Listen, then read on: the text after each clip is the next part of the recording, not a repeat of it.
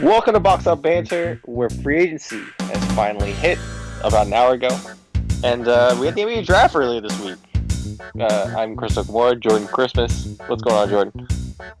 It's going, man. Like I was telling you before we got on, or before we started recording, it just seems like, I mean, it's a shorter off season than what we expect. Like, it's really sneaking up on you. Like, in a few weeks, next week, tomorrow, the Summer League is going to start here at the Golden One Center here in Sacramento. Unfortunately, I will not be covering that, the consequences of having an overnight shift. But Summer League is around the corner, then training camp, and we're going to do the season again. We had 2 NBA champions in a calendar year, which is pretty crazy. But I guess basketball never sleeps. As the we're gonna have 3 seasons. Goes. We're gonna have 3 seasons in what would usually be a season and a half. It feels like. Yep, pretty wild. But you had some draft, had some free agency, already deals flying. I do want to start with the draft. The deals are flying, and I don't want to get through those because those are going to keep flying. Like, I feel like we're going to talk about something, and then it's going to completely change and shift because something's happening. Mm-hmm. So let's give that some time because there's still some stuff flying around. Woj and Shams are going off and popping off today. This is their game 7 today. So let's start with the draft first. How do you feel about the draft? What are your takeaways from the draft? So the top 3 were I think it's funny that Woj just completely flexed on everybody and was like, "Hey, I'm gonna spoil the number." Well, we all knew who the number 1 pick was. We all knew who the number 1 pick was. But like, we already started spoiling draft picks at 8 a.m. in the morning, like the morning of the draft. I did a video on this on my SlyHooper YouTube channel, but I mean, I had 3 immediate winners coming out of this draft. I thought the Raptors taking Scotty Barnes really threw things for a loop, and it kind of serendipitously it helped out the Magic, and I think the Magic kind of won this draft for the first time in a while. Like, the last few years, it's been like, okay, what oversized wing are they going to take that is a toolsy guy but doesn't ever pan out, or which project big are they going to take? They obviously got Cole Anthony last year. They were able to trade for RJ Hampton last year, but I think getting Jalen Suggs for the Magic was fantastic. I actually think I love Jalen Green too, but I would put both Suggs and Green kind of like in that same star tier, and I would put Mobley and Cade in a different tier. But those to me were like the top 4. I just think Suggs, he's a winning player, and I know that's an adage that is kind of like vague and gets thrown out all the time, but I mean, the dude plays his ass off on the other end. We've seen the spectacular plays he made in the tournament. I mean, we all remember that one sequence he had where he had the block and then the full court transition pass. And it, like, the dude he wins. He's athletic. He has, I see flashes, even though his shot can get wonky when he's off the dribble. I see flashes of his pull-up game. Like, I think he's in a perfect spot in Orlando where he could just claim minutes right away. And then getting Franz Wagner was huge for the Magic too. Just somebody who's a smart player, a smart off-ball player, can really pair with, hopefully maybe Jonathan Isaac could stay healthy this time around. I like what the Magic have brewing there. And then the other 2 teams I thought won the drafts I like the most. I don't want to say winners and losers because it's too early. Sure, it's way too early. But really, when we say winners and losers, it's really what drafts we liked and didn't like based on our thoughts on players. So I thought the Hornets won, getting Book Knight to kind of... I love Book Knight with LaMelo. Yeah, getting LaMelo a running mate. Getting Book Knight with LaMelo. And then I think Kai Jones can just play immediately unless they trade for Miles Turner or sign Rashawn Holmes in free agency. I think he could play immediately because he's already better than Biyombo and Cody Zeller, and the Hornets desperately needed a center or somebody at the center spot that they traded for someone. It was Kai Jones. The Knicks, That's right. Yeah. the Knicks traded their 19th pick to the Hornets, which ended up being Kai Jones. So I thought they won there as well, and then I thought the Rockets also won the draft. Yeah. So I want to start.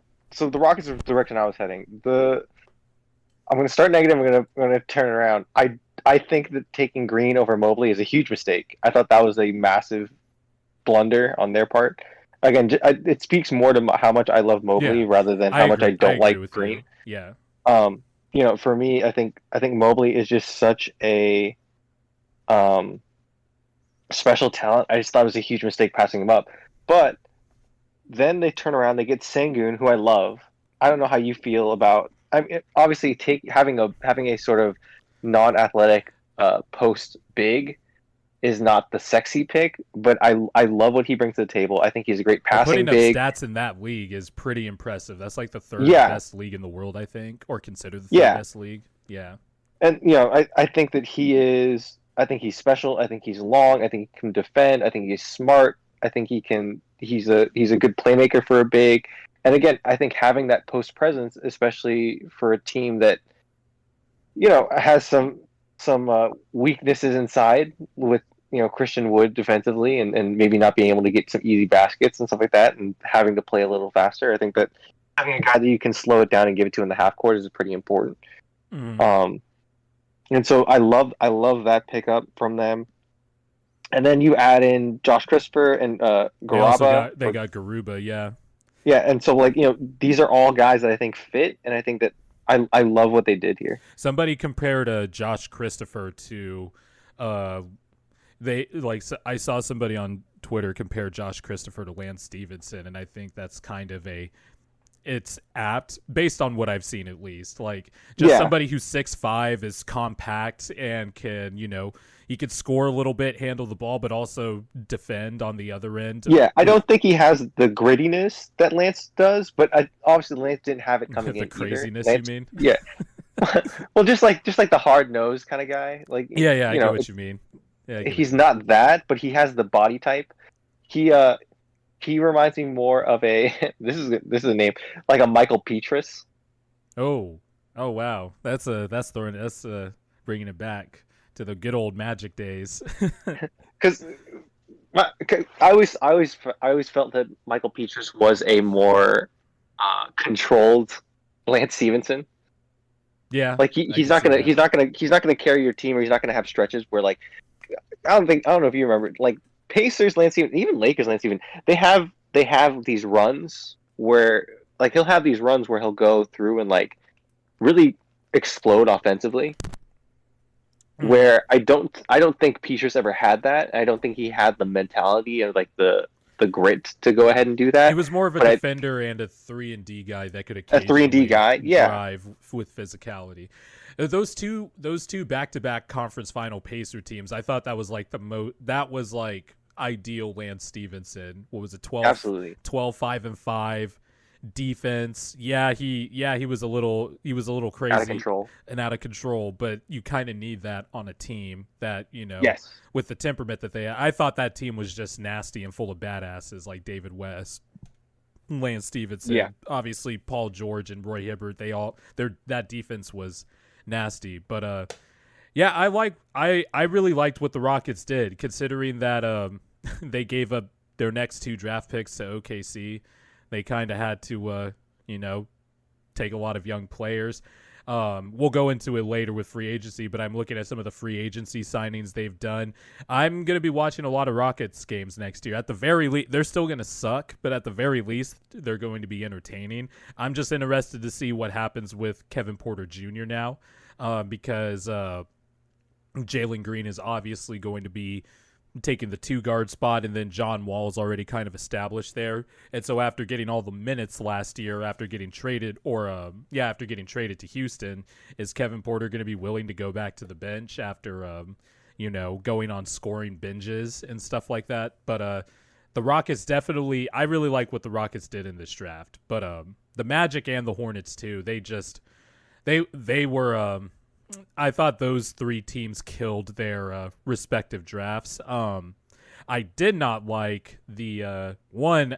I don't understand the Spurs pick, and it's not even an indictment against Josh Primo, but I don't understand why you couldn't just move back, because there were obviously teams trying to get like Duarte and other players in that 12 to 15 range, and you could have just sold off that pick, moved back a bit, get some assets, and then draft Primo, because nobody really even had him like in their top 20 or anything like that. So I thought that really surprised me. And then for the Warriors draft, I don't hate the picks themselves. I just hate that they made the picks, because that just means that you're really, if one of these three guys, if one of Wiseman, Moody, or Kuminga doesn't turn into like a starter level contributor like immediately, let alone be a star or a superstar in the next 2 to 3 years, it's organizational malpractice. Like, you cannot. Steph Curry's 33, and by all accounts, he's going to sign that extension, the 4-year, $215 million smackaroo extension, and you didn't trade those picks, or at least one of those picks, to get an established veteran or something like that. Like, something's gotta pop for the Warriors immediately with these draft picks, or else we're going to be looking at them sideways. So I didn't like, those were the two drafts that I did not like, but for different reasons. Yeah. No, totally with you. They did draft your boy Kuminga though. He did, and I like it. I called it too. I was like Kuminga and Franz Wagner, but Franz went too early. Yeah, France went too early for them to get Franz. I also thought. I mean, I didn't think it was good nor bad. I just thought it was weird that the Kings took Davion Mitchell. They have a water log dam here at log jam. I couldn't fucking think of log jam. Like they have. That's what I'm here for. Dam, wood, log. Yeah, so they have this log jam at guard, and they draft another one. Yeah, in the top 10. They already have Terrence Davis, or they're gonna bring back Terrence Davis presumably. They have Buddy Hield. They have Halliburton, De'Aaron Fox. Okay, obviously. To be honest, if even if they were gonna take a guard here, it would make more, in my mind, it makes more sense for them to take Book Knight than Davion Mitchell.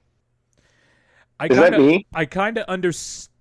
That's the thing why I'm not leaning one way or the other, because like I understand why they took Mitchell, because the Kings were laughably one of the worst defensive teams last year, right? But to me their defense on the perimeter was more needed at the wings than the guards. But I'm sure Mitchell could guard ones and twos, even though he's 6 feet. I mean, but I just didn't get it. Zaire Williams came next. Yeah. He's right there. Mm-hmm. Yeah, even someone like a Jalen Johnson too could have helped. But I mean, also like you couldn't hurt to have multiple ball handlers. I don't know. We'll see how it works. We'll see what the following moves are. I mean, I like the player. I like Davion Mitchell a lot, but I don't know if Sacramento's necessarily the best place for him. It didn't even sound like he worked out for the Kings either. He wouldn't even admit it. Do you think they were hoping Kuminga would fall? Because I see Kuminga fitting really well with them. I don't know if they wanted to play fast. Because like when you have De'Aaron Fox, you got to play fast, right? Like if you want to play fast, a wing like Kuminga,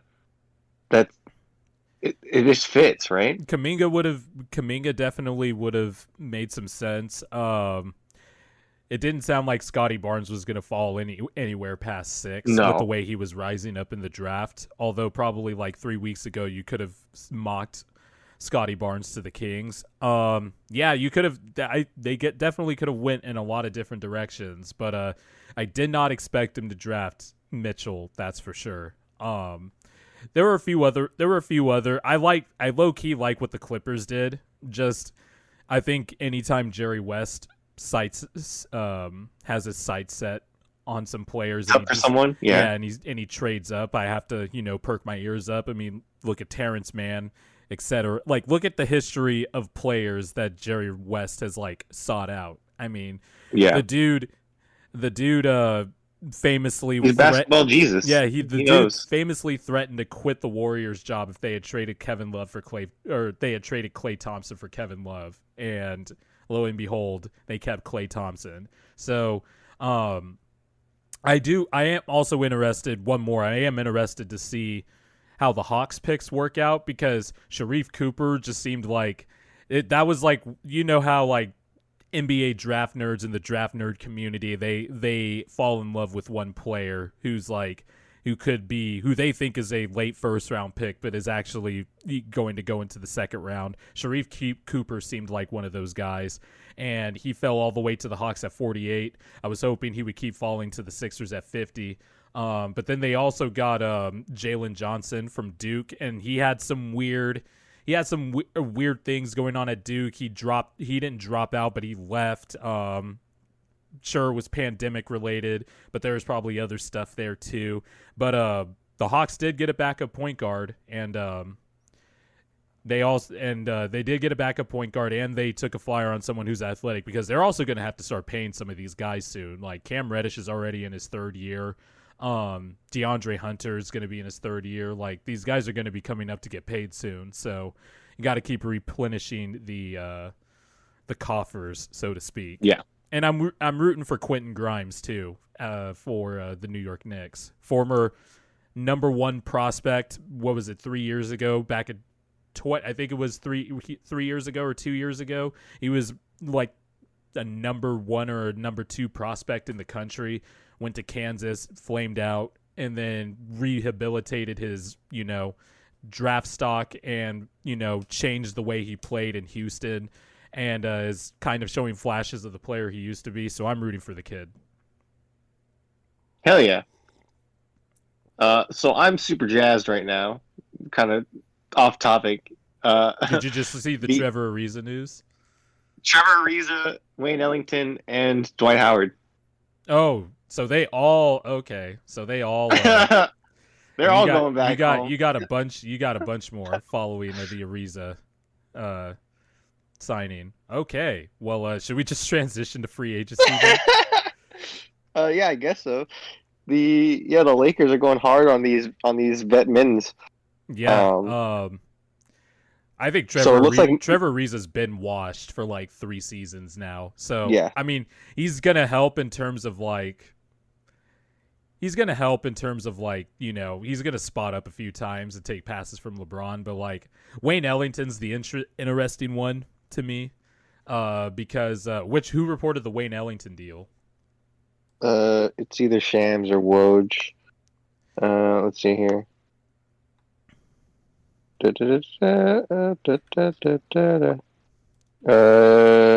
Chris Haynes.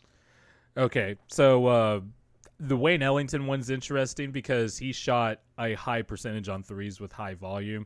Dwight Howard, I mean, my I know you're Dwight. With Dwight Howard, I am. But hey, he's not better than he's better than what we saw from the end of Andre Drummond last year. So I mean, yeah, he's better than Andre Drummond, but he's not. If Dwight Howard's playing in the playoffs, that's going to be a problem. That's fair. Unless you're asking him to play 10 minutes against Nikola Jokic and to beat the shit out of him.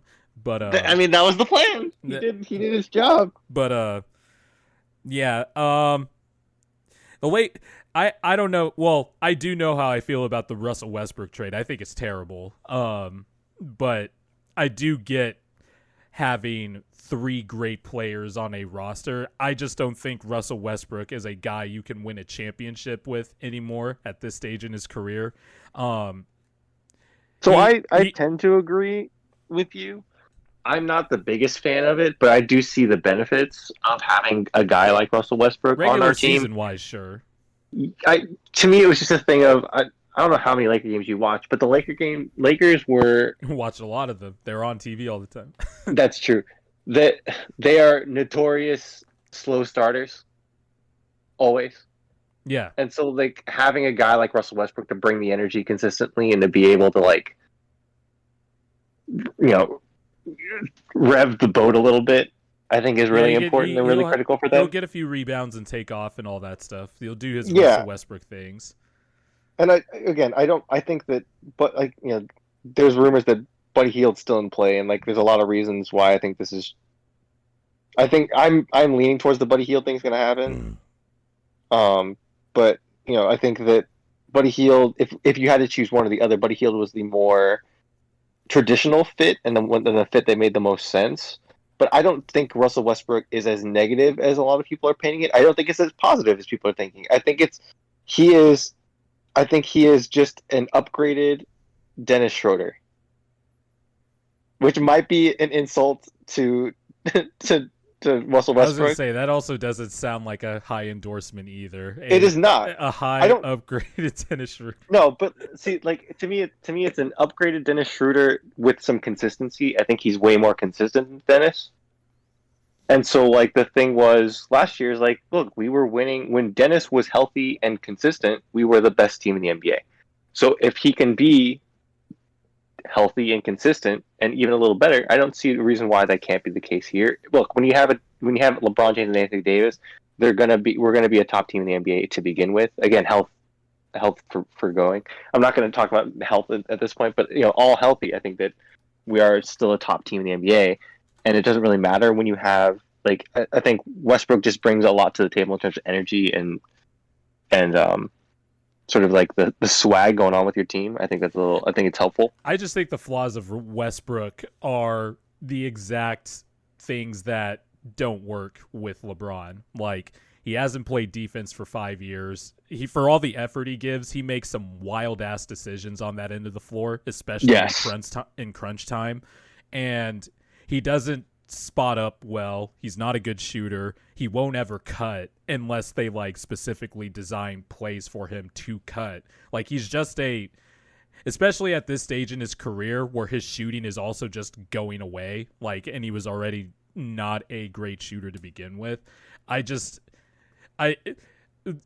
For this to work, Anthony Davis has to pull up his big boy pants and play the center, because there's no way you could start even a Marc Gasol. There's no way you could start like Marc Gasol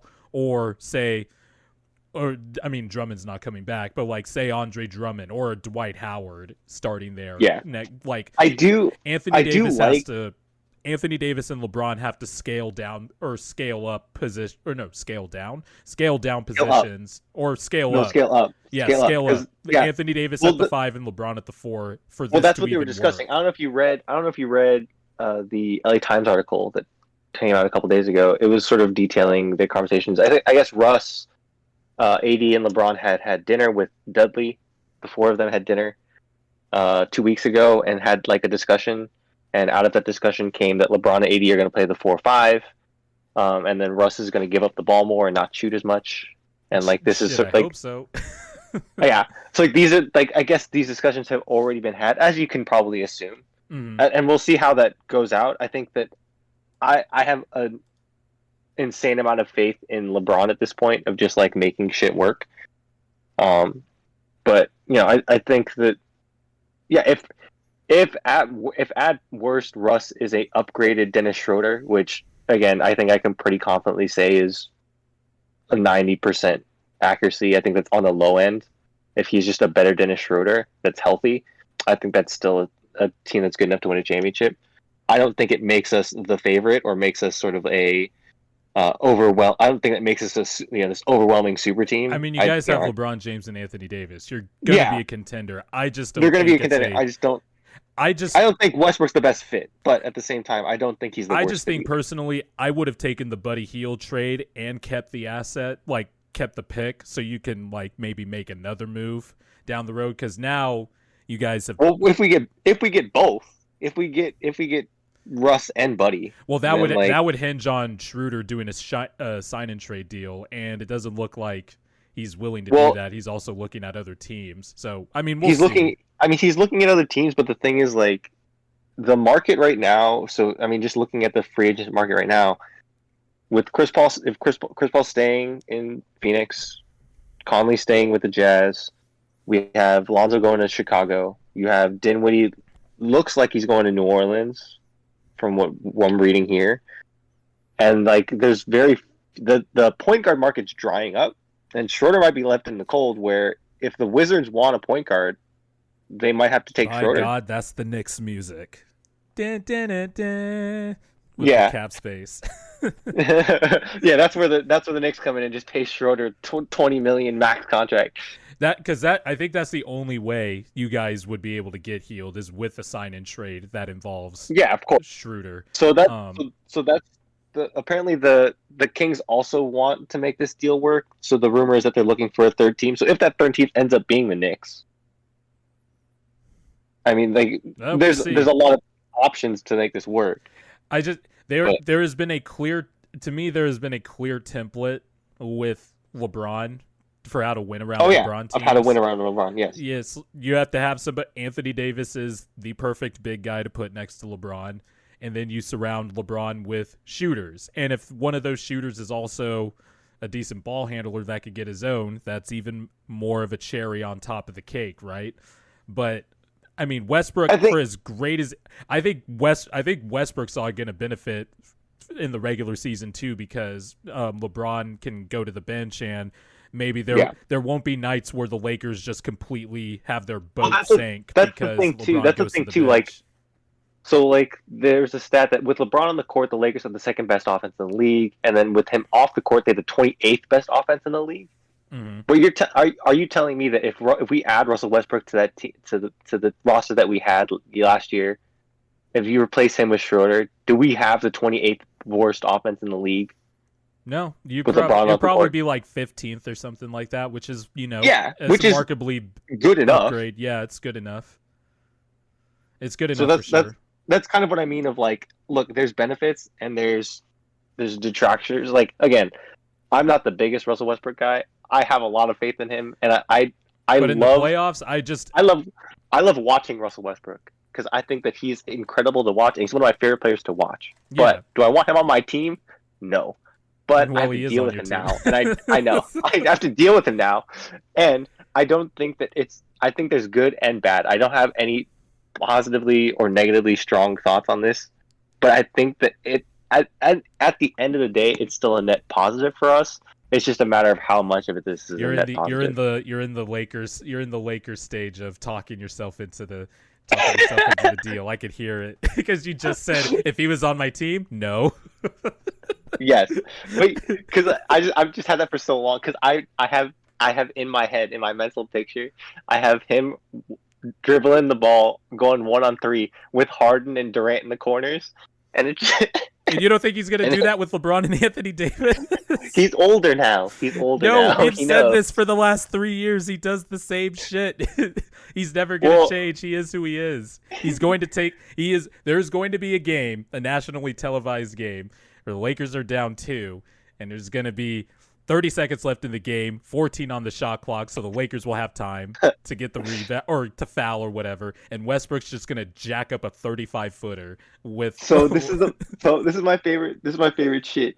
The right when we traded for him, there's this tweet that went out, and I laughed so hard. Shit! What? Evan Fournier just agreed to a 4-year, $78 million deal with the New York Knicks. Holy shit! The Knicks spending Holy money. Shit!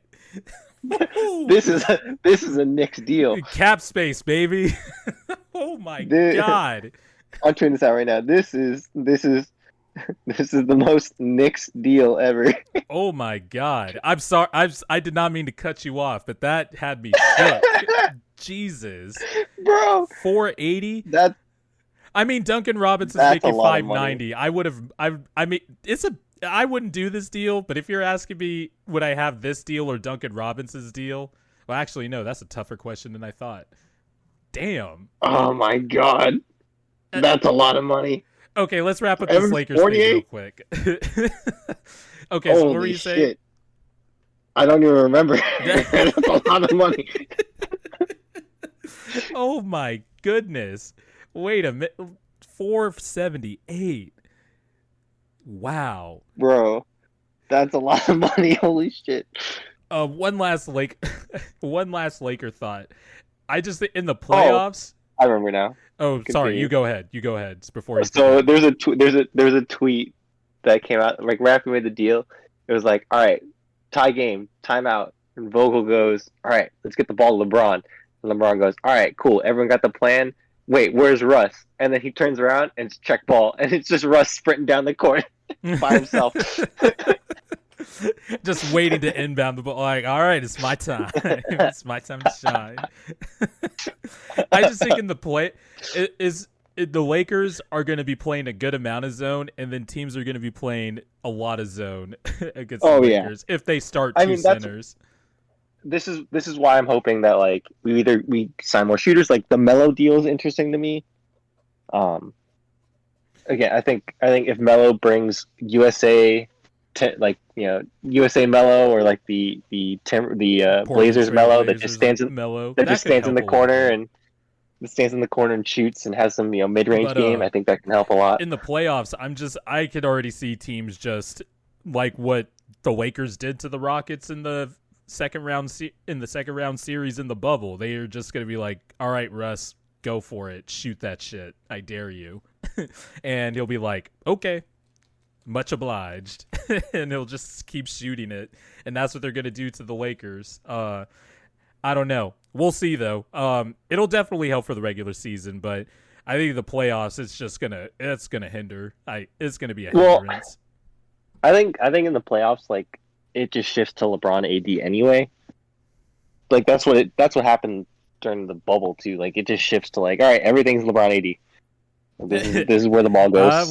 We'll see if Russ will go with that. But I hope. I mean, he might. And like, look, I'm hoping they had a nice dinner, and I'm hoping that dinner was not. LeBron paid for the tab. I'm hoping that dinner. They had a $5,000 bottle of Cabernet. By the way, I do want to say shout out to Duds and shout out to LeBron for taking Kuz out to lunch for his last as a goodbye lunch, because that's cool. I don't really see players doing that. For the last good, thank you for your services. Get out. No.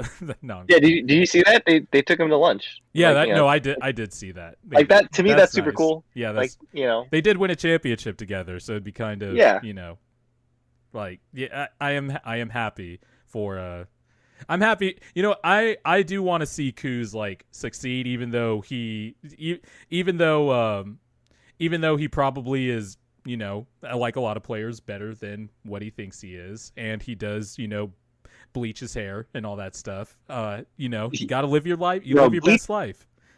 Kuz got to stop bleaching hair, man. Someone did a stat. Someone looked up stats. Kuz plays his stats are twice what they are with the dark hair than it is with the bleached hair. Like, you gotta stop doing that. That's like a Reddit shit post from 2013. It's like somebody one of the most famous shit posts on our NBA was how many points would LeBron or what would be LeBron's season averages if he just played in sandals. And someone actually did the math on what if it was first of all, what type of sandals would they be? Also, we have to calculate how hard it is to play in sandal. It's so good. But so next the big free agency domino, I think that was obviously, I think it was the first and big one, and we all kind of knew ahead of time. But Kyle Lowry going to the Miami Heat. We don't. And they know also signed Jimmy B to a big extension too. That contract is going to be. I mean, Jimmy's a hard worker, and I'm sure he'll do whatever he can to preserve his body, but his jump shot disappearing and his style of play, I think that contract's gonna be fucking terrible. I mean, by year look, 2. we said this about the Russ contract. We said this about the Chris Paul contract. I've said too many times that this contract is terrible and untradeable and been proven very wrong. No contract in the league is untradeable. No contract in the league is untradeable anymore. Yeah, I'm just done saying that because I just know it's burned me before. Every time I say something, I think it's with Russ. It was different because Russ is one of the most physical anomalies the game has ever seen. Right? Chris Paul, I was dead wrong on. I thought the Rockets, when they gave him that extension, was terrible. I was dead wrong on that. But I don't know. Just Jimmy Butler's going to be making $50 million in the last year of that contract as a 38-year-old, I think. That's crazy. But Chris Paul just had a 4-year extension today. I know. He's going to be 40 He's going to be 40 when that 4-year, $120 million extension ends. But I do theoretically like theoretically like the Lowry signing for the Heat. I think that does make him better. I think Lowry's a really smart player, a really good player. Even at his age at 35, I think him and Chris Paul have kind of broken the mold in terms of small point guards. Now, Lowry's play style is a little bit different than Chris's. Lowry is definitely more physical. He's willing to take more charges. He barrels into the hoop, so I don't know how long that style will last. But it's still a good signing for the Heat nonetheless. They needed somebody that could create off the dribble. Obviously, he's a point guard. He could set the table for people. Running action with Bam is nice. And they did keep Duncan Robinson, even though that price was really, really high. They do have the core of a very good offense now, or at least a base formula for a good offense. But I don't know if that's not gonna put them in the contender range though with Milwaukee and Brooklyn. I don't think. No, not even close. But I do like the Lowry signing though. I think that it did seem like the Heat were. It just gives them more. I think it just gives them more consistency. I think as good as Dragic was, and I do want to state that I really do like Goran Dragic. I just think he wasn't healthy last year, and he hasn't been healthy the last couple of years. He took a step back last year, and definitely from the bubble too. Yeah. So I mean, look, you're basically replacing a player. To me, the availability is such an important thing, right? Mm-hmm. And so being able that having a player that's doesn't miss a lot of games, that plays all hard. I think that's a huge thing for them. So, oh Lord! But again, he fits that Heat mindset. Oh God, what do you see now? Derrick Rose signed a 3-year, $43 million deal to return to the New York Knicks. Oh my God, they are just spending. I mean, have you heard that Future song "Blow a Bag"? The Knicks are blowing their bag today. They're just spending money on these players. I mean, Fournier and Rose help with their shot creation issues. That's just a lot of money. Like, that is just a lot of money. $14 million a year for Derrick Rose. As much of a resurgence as he's had, $19.5 for Evan Fournier. That was probably $2 million more than what he was projected to make, but that's a lot of money. Jesus. So with the Knicks out now, the only two teams with cap space left to sign Dennis are San Antonio Spurs, and OKC. Mm-hmm. And I don't think he's going back to OKC. No, neither. I don't think any of them want Dennis. Mm-hmm. Well, so sign and trade might be their only option here. Let's see. The Knicks have had $50 million in cap space. So they spent 34 of it on Rose and Fournier. So they would still have $16 million left in cap Dennis space. wants 20. Yeah, and Dennis wants 20. Oh, he really did screw himself out of that potential extension with the Lakers. Yeah, he really did. What was that 484 that was being offered for him? Man. So reports are now saying that the Wizards are trying to expand the trade to include Dennis. That means adding a third team. Mm-hmm. So if they flip Kuz to Sacramento. Yeah, that would. Yeah, and that would picks. Be maybe. We'll see. Again, this is it's like 2 hours into free agency, and it's already this is getting spicy. It's man, I can't believe I audibly reacted to an Evan Fournier deal. Jimmy Butler. Oh, this tweet. Jimmy Butler signing the max $184 million. He better give free lattes moving forward. I ain't paying for that shit. Oh no! Oh man! I mean that Heat team. No, Caruso to the Bulls. Oh, oh! I just saw it. 4 years, 37. Damn. Pain. Oh no! That is actually a sizable loss for the Lakers. And Chris is inconsolable right now, guys. That is if you don't know what the silence is right now, that is Chris just looking off yonder, wondering what went wrong. Upset. I'm so upset. I just heard a no. I was like, uh-oh. No. Something happened. My body. Damn, who are you guys gonna have to actually guard guards? We're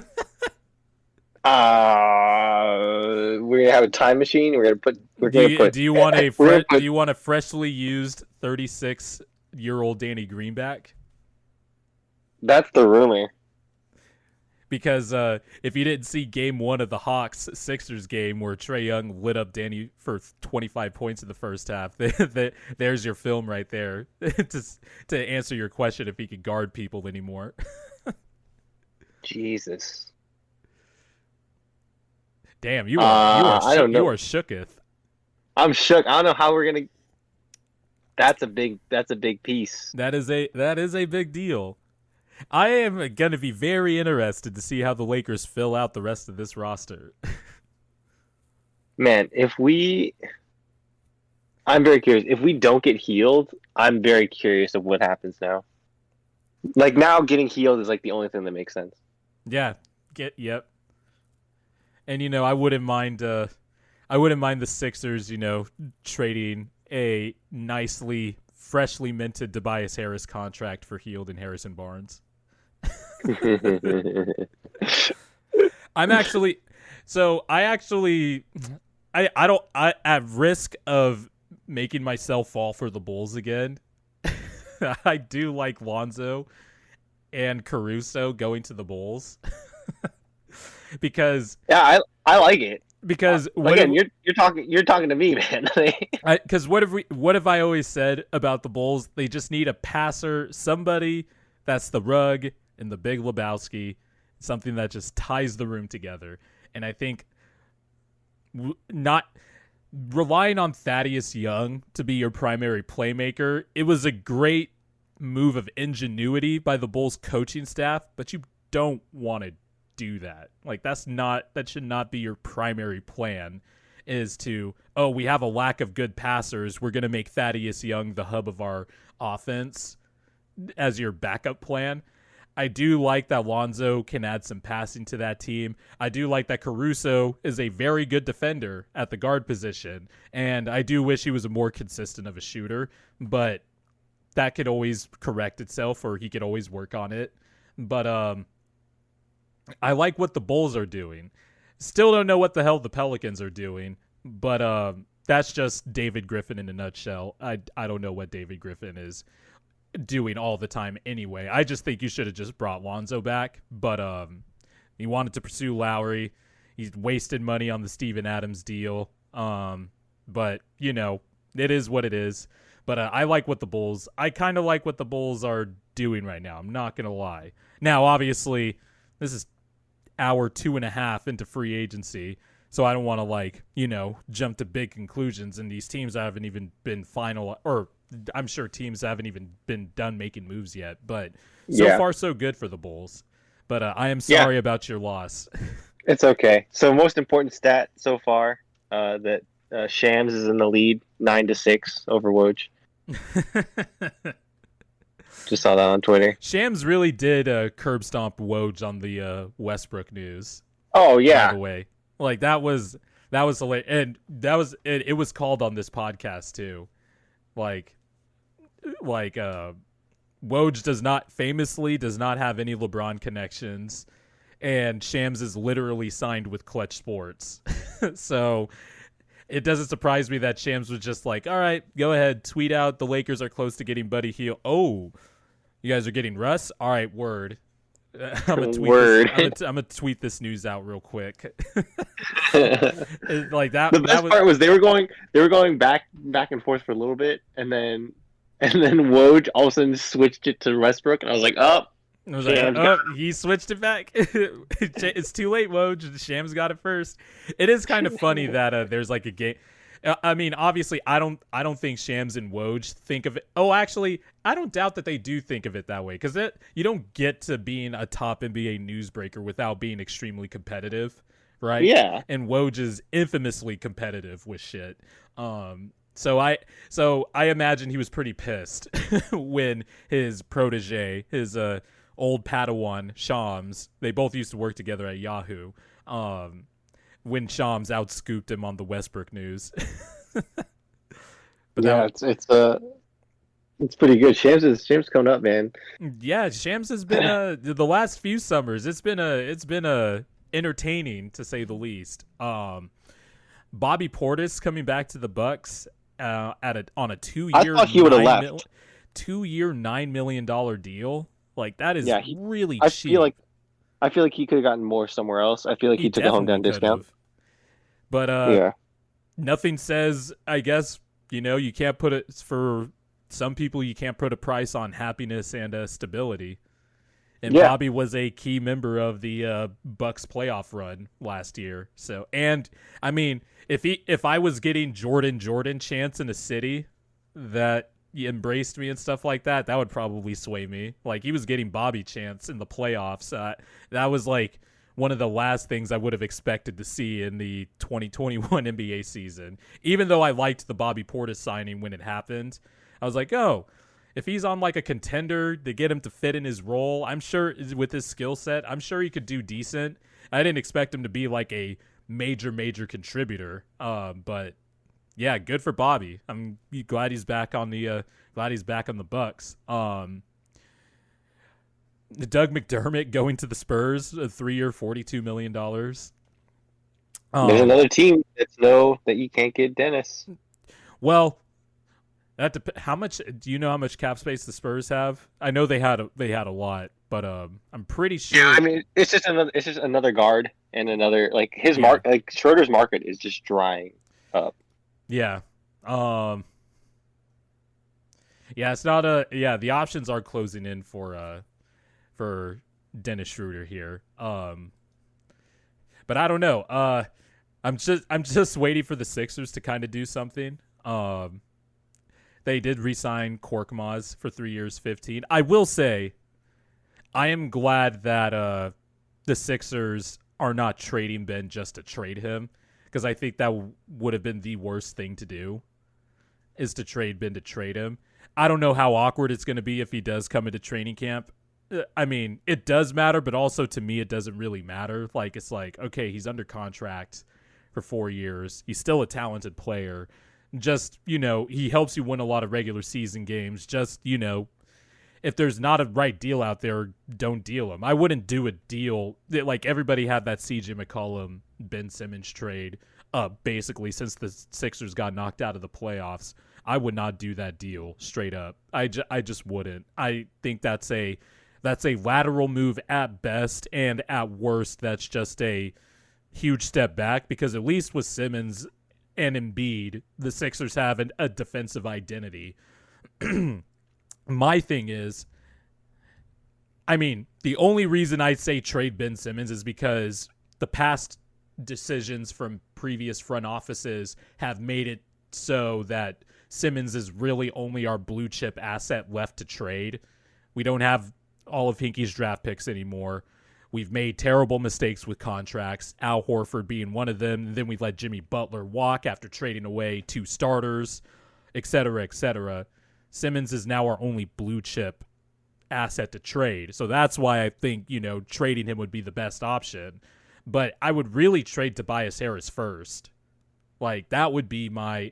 If it was a Tobias Harris for a CJ McCollum swap straight up, I would do that. Because you would get your scoring from different areas of the floor. Tobias likes to operate in the same spots, usually, that Simmons and Embiid do. And he doesn't take enough threes, which is always the most frustrating part about Tobias. He doesn't shoot enough threes. He doesn't even like chuck them semi-contested. He took 3 threes a game last year. That's like less than some sinners who have no business taking threes. Like, that's insane to me. Like, I guess you got to keep that. Steven Adams. Yeah, so like seriously. But I'm glad the Sixers haven't. I'm glad the Sixers are doing the thing where they ask high, and then eventually I think they'll come down low to a price. But do you think they move him this season? Ben, I mean, Ben or Tobias. I think. Because it's looking like they're not moving and they're just going to stay. I think Ben and Tobias are going to. I don't know about this season, but I think Ben and Tobias they're are gone going to be eventually. on. I think they're going to come into the season on the Sixers roster. Do you think we trade them at the end, like, or do you think you trade them in trade deadline or closer, or like you have a Harden situation where If they the get Dame and Beal situations, I think it's tough to say because I do think Daryl, at least from reporters that I've been reading, Kyle Neubeck, Derek Bodner, of course, who do a great job covering the Sixers. It just sounds like Daryl's just waiting for one of those two stars to get grumpy and ask for a trade, and then by the trade deadline, they could probably work something out. So I think probably by it honestly depends on if Dame gets pissed off and decides to ask for a trade. Honestly, so I don't have the answer to that question. I do think both of them are going to be on the roster by the time training camp comes around, and then it's gonna get interesting because the minute like Ben Simmons goes like 0 for 4 from the free throw line in a regular season game, the boos are just gonna start clamoring down in Philly. I can already feel it. It's gonna be all over Twitter. It's gonna be all over Sports Center. He's going to brick a free throw, and the fans are just going to boo the shit out of him. Like, the thing is, like, I mean, I'm sure you agree with this to some extent. Like, Simmons clearly has elite skills that are conducive to winning basketball games. But obviously, he has a some major kind of flaw. mental capacity. Well, yeah, he's always had the flaw that he can't shoot. But now, for some reason in the Hawks series, it wasn't even the jump shot in the Hawks series. He crumbled. Like, he wouldn't attack the rim. He shot like shit from the free throw line. So that means he wasn't attacking the rim also because of that. And then when he got to the line, you could clearly see there was a mental, well, he admitted it too in one of his post-game pressers. Like, he said it was all mental for him. So, like, to me, it was more like, I'm sure people are taking their victory lap. The people who are in the crowd of Joel Embiid and Ben Simmons are an awful fit together. I don't think it was the tenuous fit, quote unquote, of those two stars as to why the Sixers bowed out of the playoffs. It's just because Joel Embiid played well. Ben Simmons he didn't even play average. Like, if we had an average Ben Simmons in that for the last 4 games of that series, we're going to the conference finals. It's just that he was taking 4 shots a game and 0 shots in 3 straight fourth quarters and passed up a wide open dunk because of noted shot blocker Trae Young. Like, I don't know. I hope like it lights a fire. I mean, we're asking for a lot at this point, but like, he clearly works on this stuff, but for some reason it just won't translate to him doing it on the basketball court, and that's the frustrating part. And also, some of it's on him. There's like an unwillingness for him to change and get uncomfortable. Like, he's not afraid to he's afraid to fail. Like, if you want to talk about, like, first of all, comparisons to Simmons and Giannis should just stop, like, at the first drop of a hat, right? Like, they are not the same player. But if there's one thing Simmons could pick up from Giannis, and it's hard to do because I think it's a unique skill, is that Giannis is not afraid to fail. Like, you'll see him. That's a skill. That's just your mental fortitude here. I think it is a skill because think about it. How many people? Because like, we could all say we don't care. We don't care what people say, but deep down, a lot of people care about what people say. I really do. When Giannis says he doesn't care, like, I believe him. Like, when Kobe says he doesn't care what people think about him, I believe him. Like, I do think LeBron cares about what people think about him. Like, I think, like, KD definitely cares. KD definitely cares what people think about him. Like, there's just a few of those guys just have that mental fortitude to just not care about what people think about him. And that is, but on the very far side of the spectrum, Simmons is afraid to fail, and I think that's to a detriment. You want to be efficient, you want to be effective in the game, but you got to take risk too. Like, that's part of trying to win a basketball game. And I hope Simmons has figured some stuff out this summer. That's all I'll say. Hopefully. Yeah, hopefully. I mean, we got to trade him eventually if he doesn't improve. We got to maximize Embiid's prime, man. Time is running out. He's 27 already. Jesus, this time flies. But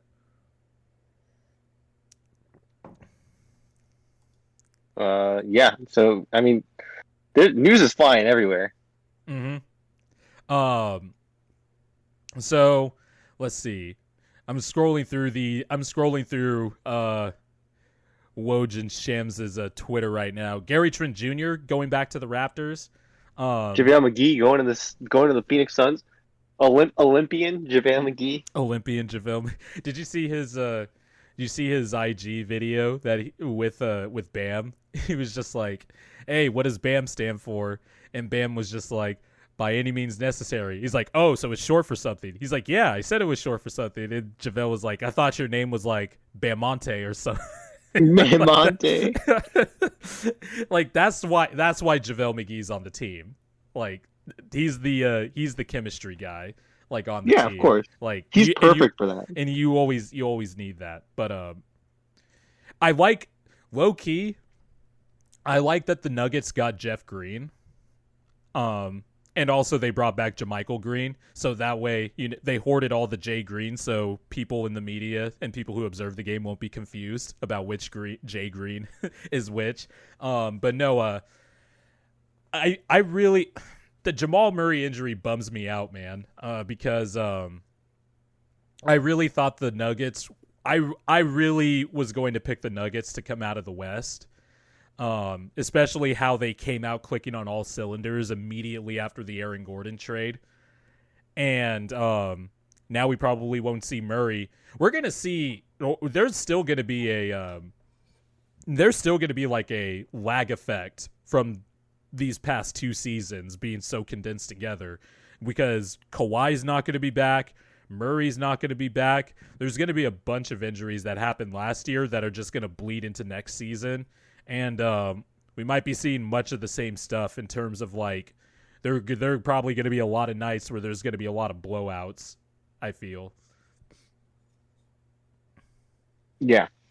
It's man, this league this year's going to be super interesting. I'm so like man, this is so weird. This year's nutty. It's also weird because I don't have the Suns as like a lock to come out of the West again either. No, like I think the Suns are actually, oddly enough, I don't think they got worse, but I think the other teams around them are getting better. Yeah, and it's just dropping them by honestly, proxy. I don't want to say anything about the Lakers. I want to see how they look first, because I do not like the Westbrook trade. I'm just gonna plant my BOB flag on this podcast right now. Is not a fan of the Westbrook trade. I thought if they had traded for Hield, I would have been. What if they still get Hield? Oh shit! If they still get Hield, if Davis moves down to the center, which it sounds like he will, and LeBron moves to the 4, and they get Hield on top of Westbrook, then I might be standing over the chef's shoulder in the kitchen, seeing how he puts the ingredients together, because then that'll be interesting. But got THT playing small forward. Yeah. Wait, what? THT playing small forward. THT playing. Oh God. I mean, he has the. I guess he has the body size to do. That's just out of position. What is he? 6'5"? Yeah, but his arms are like 7 feet. Yeah, he has the arms of a 7-footer. So I mean, yeah, I guess. But to me, AD really needs to. Well, one, I hope AD's been figuring out ways to slim down, get in shape, and all that stuff. Because I do think to me, I want AD to play the 4 in the regular season, and I want to play the 5 in the playoffs. That's what I want. I think he needs to play more of the 5 in the regular season. I mean, yeah, maybe you start nominally you start somebody at the 5 for like 5 minutes, but that spacing is going to be so cramped. I mean, I think I'm curious to see how Marc Gasol works with Westbrook. I think that pairing is really interesting to me. Mm-hmm. I think when you have a big, like, I can't think of Marc Gasol's still on the team, right? Yeah, like he's never played with a big like Marc before that can pass the way he can, and so maybe that's incentive to cut in a pick and roll. I mean, Yeah, but also like he's played with a good passer in Harden too, and That's like fair. But I he, think it's different when you're playing when you're not naturally playing off of like as a point guard, you're not naturally playing off of another guard. Where with a big, you're naturally playing through that pick and roll. yeah. I mean, we'll see. I mean, we've been I could see asking. dribble. I could see the dribble handoff working out, like dribble handoff and then cut to the basket, and then there's Mark with the back pass. Shit, Russell Westbrook might run a dribble handoff with himself. He'll just throw the ball to himself and just go to the rim. I mean, I guess it's one of those things with me. Like, I have to see it to believe it because we've been asking. You got Russ stuff like I do with Paul George. You got some Westbrook stuff in I'm you. a Westbrook centrist. I think his fans are annoying as shit. Oh yeah, absolutely. Because it's like Kobe fans without the resume or him being as good of a player as Hey man, Kobe. don't insult Kobe fans. Don't insult me. I'm just saying, hey, you guys ride or die with your player. I respect it. Like, someone said everyone thought it was annoying when Laker fans and LeBron sexuals came together. Now we add the Westbrook stands. yeah, somebody said LaQAnon and the Q Westbrook fans or something like that. Like somebody referred to LeBron as LaQAnon. Just wait, man. This is getting this. Oh shit! This is so funny. Worldwide Wob just tweeted quotes from Kobe White saying, "May I speak to the manager?" That is a lot of that is interesting. I mean, with Lonzo and Caruso, I don't know what happens Levine. To Kobe White's minutes. Well, I don't know what happens to Zach either because he said today that he worked his way to being an all-star, which is fair. He has turned into a very, very borderline elite offensive player. Defense, another story, of course. But he said he feels like he's earned what he's deserved. They haven't given him an extension yet. He's going to be a free agent next summer once he declines his player option. I think he's making like 19 mil, which is an absolute steal. Like, I remember the Kings a few years ago offered a restricted free agency contract to Zach LaVine, and Kings fans were losing their shit. Like, they were like, no, we do not want Zach LaVine. And then LaVine turned into a really good offensive player and exactly the type of player the Kings need. And they're just like, oh, well, we were wrong on that. But I would like the Hornets, actually. Speaking of the Kings, I am holding out. I keep wanting to be like Bart Simpson and write on the chalkboard. I want to give Monty McNair leeway. I want to give Monty McNair leeway. I want to give Monty McNair leeway because he's only been in the position for a year. But like signing Alex Len, trading for Tristan Thompson, trading for DeLon Wright by the deadline, which I like DeLon Wright as a player, but now that's we're seeing it starting to backfire because it's eating into the cap space they need to resign Richaun Holmes. Like, I'm starting to see a lot less avenues for them to bring back Richaun Holmes. And if I'm the Hornets and you have spent 72 games watching Bismack Biyombo drop the ball all the time on the pick and roll catch or Cody Zeller getting blocked by the rim on dunks, I would be looking at Richaun Holmes very heavily. Like, they need a center. And I already like the Kai Jones pick, even though he's raw as hell. Showed some shooting touch, but I think he only shot like 33 threes in his time at Texas. He shot 38%, but that's like low volume. If they get somebody like Richaun Holmes to add to this core of like LaMelo, Book Knight, like I just love. So they're letting Malik Monk go. Yeah, that's a for sure thing. I think Devontae Graham's also gone too. Yeah, their guard depth.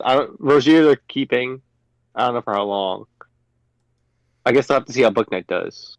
Rozier would be a good trade chip too. Yeah. So Worldwide Wob is tweeting. Obviously, he's a Knicks fan. He's tweeting commentary in cost of Fourniers. Cost So of he fortune. said, so he quote tweeted the JaVale McGee signing for $5 million. And he said the best signing of the night, to be honest. Championship runner-up's biggest liability, backup, big man depth, has been resolved for the cost of 0.25 Fourniers. Wow. Yeah. Wow. 0.2540. Hey, can I go back to the draft for a minute? Well, Yeah, what do you got? this kind of ties in with free agency too. I do low key like the Pistons getting Kelly Olynyk because look, I know that's not a sexy name in terms of a signing or whatever, but Kelly Olynyk is a player that has a skill set that will help facilitate the development of these young players in Detroit. And I think I really want to see Detroit next year, man. I mean, you got Cade, They're gonna be fun. you got Killian Hayes, you got Jeremy Grant, Sadiq Bey, Isaiah Stewart, Mason Plumlee. They got in that trade. I think I mean, anytime you get a good passing big like Mason Plumlee is, but if you remember, he was backing up Jokic in Denver and was kind of like a pseudo Jokic, and not obviously not Jokic, but like they used him in the same spots on the floor because he was a good passer. I think that helps out young guards. Cade is somebody that can help out everybody with his skill set, and I also think Kelly Olynyk is somebody that can pick and pop, stretch the floor. He plays hard, even though he can be really dirty at times. But the Rockets and the Pistons, those are like kind of like the Diet Coke version of what Charlotte could be, or what Charlotte was this past year in terms of being everybody's favorite league pass team. I could see myself watching a lot of Rockets and Pistons this year, even though they're Oh my probably going to God, take a lot of L's. Daniel Tice, 4 years, $36 million to join the Rockets. Ooh, I like Daniel Tice as a player though. Yeah, but I don't know I about 4 I years, like him not for that 36. money. That's $9 million. That's about what bigs make. That's 7 to 9 million is about what 9 million would be the max I'd pay for a. It's not gonna matter once Sengun gets in there and Sengun gets Sengun minutes. $9 million is tradable. Like I think if the team needs a big, they could stomach the $9 million if Sengun and Garuba end up kicking Daniel Tice's ass in the in training camp. I don't think it's that bad. The number seems big, but when you divide it by 4 years, that's $9 million a year. That's not terrible, I would say. They did also sign David Nwaba, which adds to their stable of wings because I like Jayshawn Tate and I like Nwaba too, just for that price range. He's a good defensive wing. He's a good defensive. They need defensive wings, by the way, because they definitely got some scoring. They're not lacking in the scoring department. But like you said, I'm though, curious. I'm curious of what John Wall we see this year. To me, it all hinges on John Wall. We're probably going to see a halfway point of old John Wall, like back in the day John Wall, and old John Wall, like 2 years into the future John Wall. We're going to see a half and half of old John Wall. I feel sad. I know, because like I was when I was doing my Bradley Beal video, I was looking over old Wizards footage. Old Wizards footage, and looking up John Wall stats, and he was robbed of his 27, 28, and basically his 29-year-old season because of these injuries. Like that is like, as a athlete, that's when you're like hitting your prime.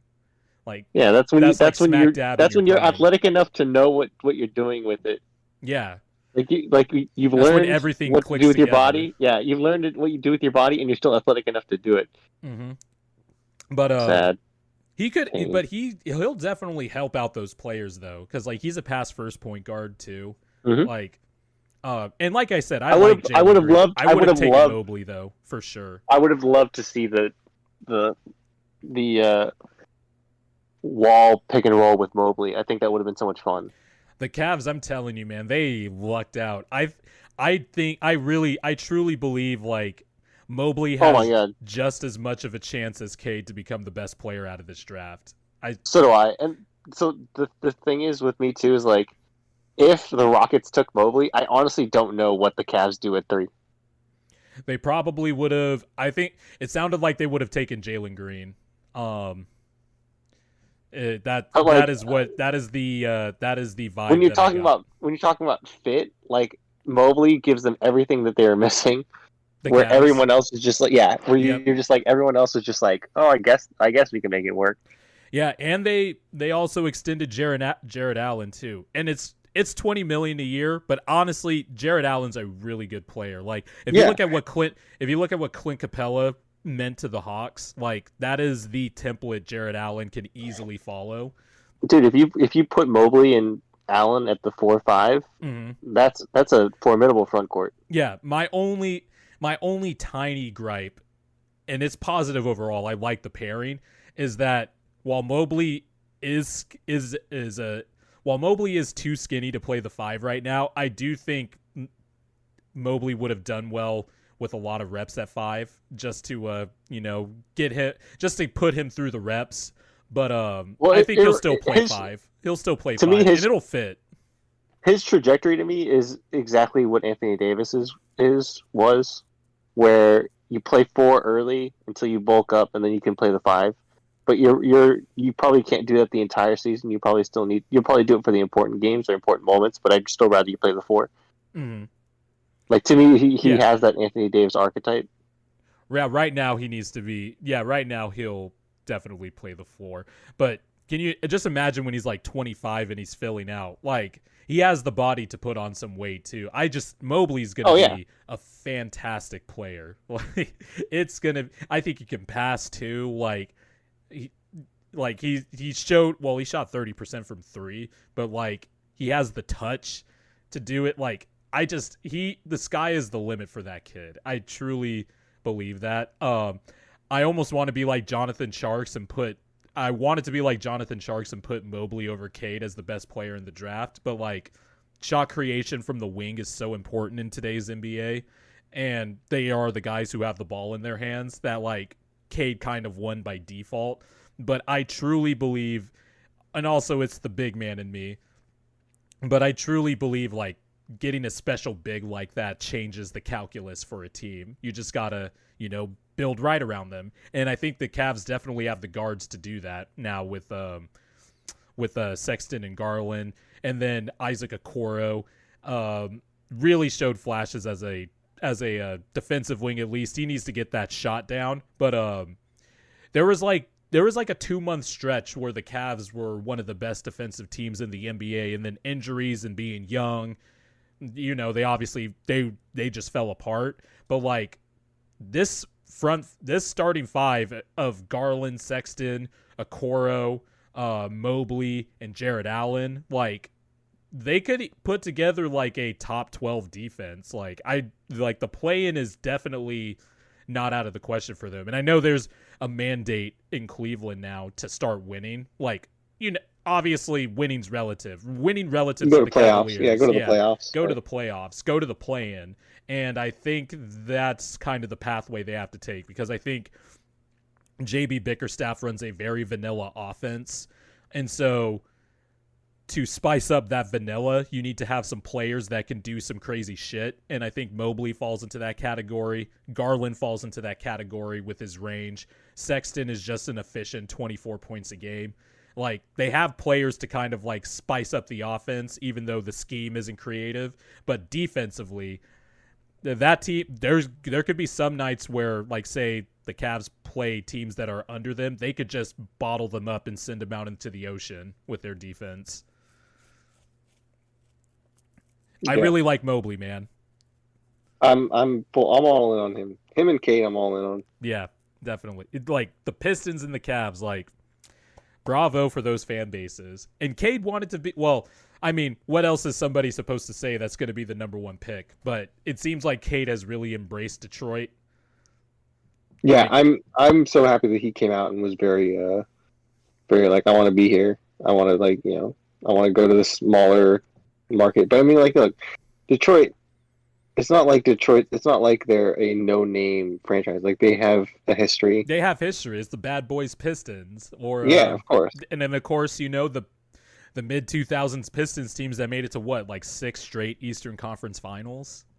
Like, and 2 NBA Finals, 2 back-to-back NBA Finals appearances. Like, The Pistons do have some history. Like,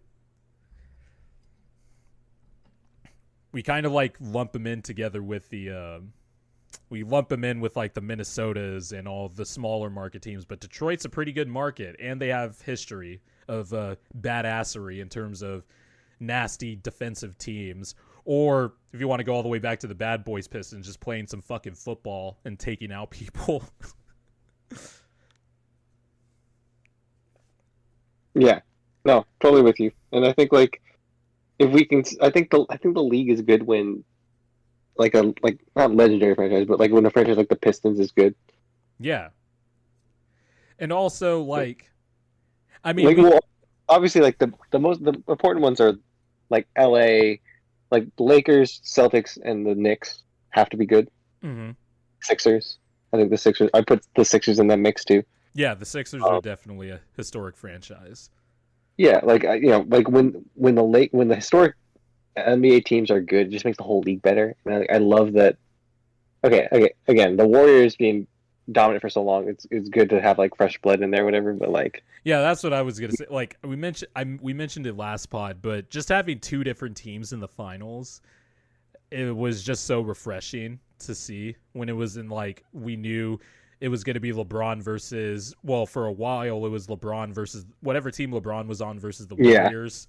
But I do think there's value in like having these large historic fan bases like activated again.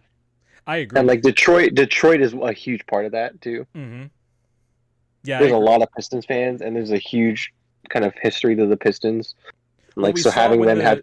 We saw when the Knicks had their even though they lost to the Hawks in 5, like that crowd was jumping in Madison Square Garden. Like it's great. It was good to have like the Knicks back. I know, like, yes, ESPN and media at large has done a terrible job just only focusing on the big market teams and stuff like that, but there's a reason why they focus on the big market teams. Like they have the largest fan bases. Those are huge. Like those fan bases are huge, but like we do need to focus on the other teams too. But like, let's not act like, the league isn't better when those those historic franchises, those bigger market franchises are relevant. Like, yeah, 100%.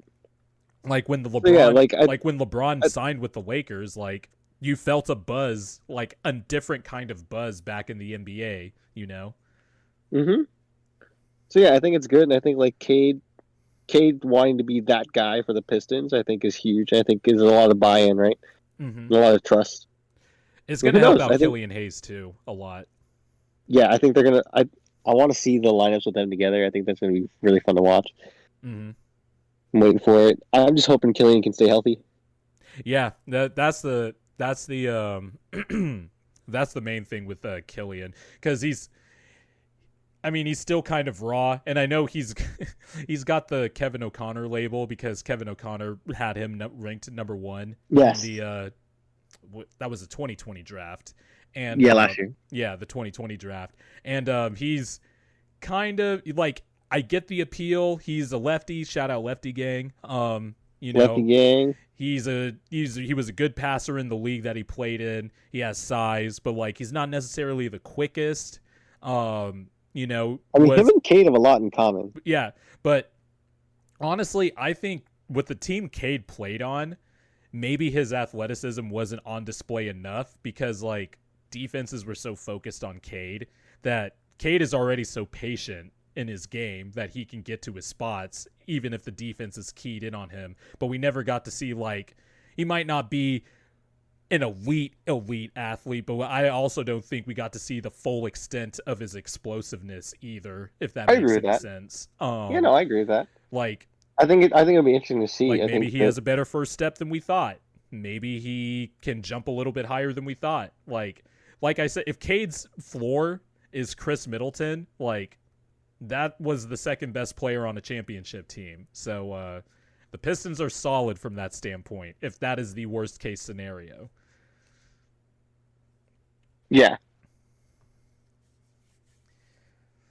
Well, yeah, I think that's about it for today. I think there's a lot more news coming, and we'll have a lot more next week to talk about. But someone posted on Twitter but someone posted an Alex Caruso picture of him is like an Animorphs thing of him slowly morphing Oh, into the Michael Jordan? It says, go fulfill your destiny. Yeah. Yeah.